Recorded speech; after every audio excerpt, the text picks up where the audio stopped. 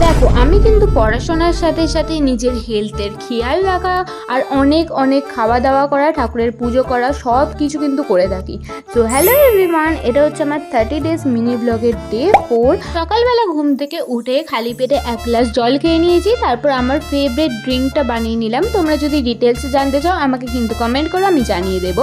দেন আজকে সেরকম কোনো কাজ ছিল না বলে স্নান করে নিয়েছিলাম, আর দেন স্নান করে একটুখানি স্কিন কেয়ার করে নিই। দেন ঠাকুরের কাছে তো আমি ধূপও দেখিয়ে দিয়েছিলাম। দেন ডাইরেক্ট লাঞ্চ করে নিয়েছিলাম। আজকে লাঞ্চ তো খুব সিম্পল ছিল, ভাত, মুগের ডাল, আর তার সাথে ছিল আলু ঝিঙের পোস্তর তরকারি।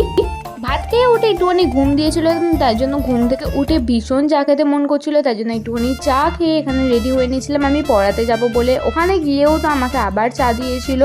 বাড়িতে এসে তো আমি একটুখানি মুড়ি নিয়ে লকআপ দেখতে বসে গিয়েছিলাম। দেন আমার মনে পড়লো কি আমাকে পড়াশোনাও করতে হবে। দেন পড়াশোনা করে উঠে রাত্রিরে রুটি আর আলু তরকারি দিয়ে ডিনার সারলাম।